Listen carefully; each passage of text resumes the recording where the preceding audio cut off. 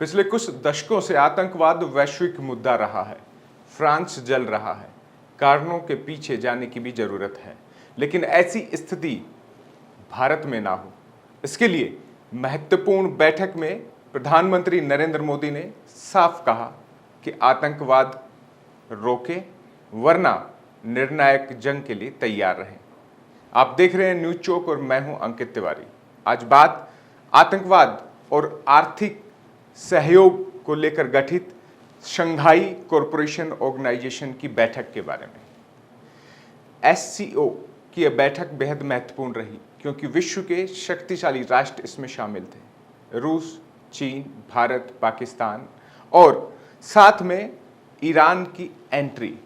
ये महत्वपूर्ण विषय हो जाता है पूरी देश और दुनिया के लिए, क्योंकि जिस तरीके के गठजोड़ देश भर में, विश्व भर में दिखाई दे रहे हैं, ऐसे में ये बैठक महत्वपूर्ण रही और इस बैठक में आर्थिक सहयोग के साथ आतंकवाद को खत्म करने पर बातचीत हुई।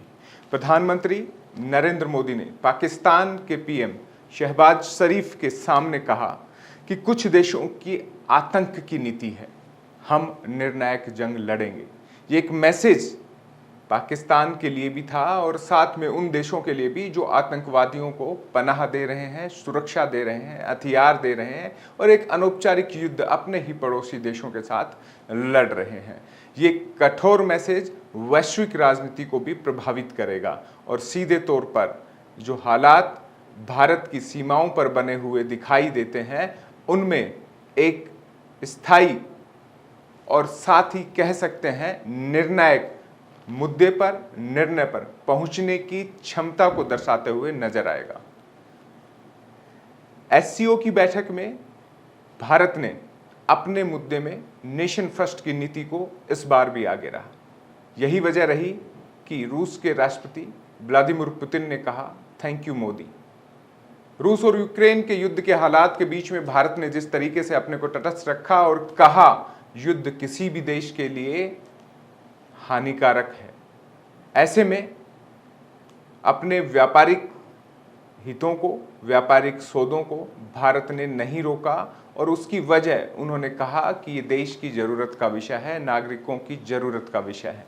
उन्होंने परवाह भी नहीं करी कि कुछ ऐसे देश इकट्ठा हो रहे हैं जो रूस के खिलाफ हैं, वहीं कुछ ऐसे भी देश हैं जो यूक्रेन के खिलाफ रूस को पीछे से सपोर्ट दे रहे हैं। लेकिन भारत ने नीति अपनाई और उस नीति का वैश्विक स्तर पर प्रभाव होता हुआ दिखाई दे रहा है। 140 करोड़ भारतीयों का मुद्दा अमेरिका में जिस तरीके से प्रधानमंत्री नरेंद्र मोदी ने उठाया, उनकी आवाज बनकर वहां बोले, और अब एससीओ की बैठक में जिस तरीके से प्रधानमंत्री नरेंद्र मोदी ने भारत की बात को आगे रखा, वैश्विक राजनीति के बदलते परिप्रेक्ष्य में और विदेश नीति के लिहाज से महत्वपूर्ण निर्णायक भूमिका में ये हो सकते हैं। एससीओ में ईरान की एंट्री को भी नए तरीके से देखा जा रहा है। एक पूरा धड़ा पश्चिमी देशों के इतर मजबूत हो रहा है और इस मजबूती में ईरान की एंट्री जब शंघाई कोऑपरेशन ऑर्गेनाइजेशन में हुई है तो एक और मजबूत देश इस पूरे ग्रुप में जुड़ा है जो मजबूती से अपने आपसी सहयोग और आतंकवाद के खात्मे की नीति पर काम करेगा। भारत नए तरीके की नीति अब विदेश के लिहाज से अपना रहा है। अमेरिका, जापान और ऑस्ट्रेलिया के साथ क्वाड का गठन करने के बाद ब्रिक्स और एससीओ में मजबूती के साथ भारत जब आगे आ रहा है तो ये दिखाता है कि भारत की वैश्विक नीति अब बदल रही है। विश्व की शक्ति के तौर पर अपनी पहचान स्थापित भारत कर रहा है और साथ ही किन मुद्दों पर भारत को आगे आना है, किन मुद्दों पर प्रमुखता से बोलना है, वो अपने हिसाब से तय कर रहा है। ये नीति बताती है कि आने वाले वक्त में भारत के सामने मजबूती से खड़े रहने का मादा भी होगा, लेकिन इस पूरे मसले पर चुनौतियां भी कम नहीं होंगी।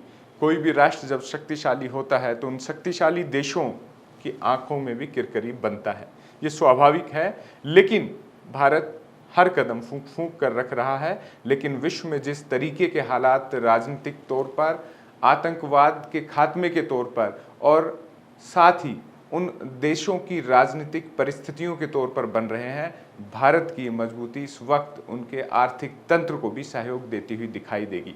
लेकिन अगर एससीओ की बैठक में प्रधानमंत्री नरेंद्र मोदी के सीधे संबोधन को अगर मैं कहूं कि हम निर्णायक जंग लड़ेंगे, तो इस निर्णायक जंग को पाक अधिकृत कश्मीर के संदर्भ में भी समझना होगा।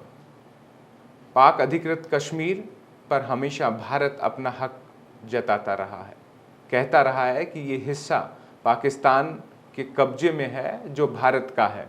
वैश्विक शांति के लिए पड़ोसी के साथ अपने संबंधों को बनाए रखने के लिए भारत कठोर कदम नहीं उठाया है।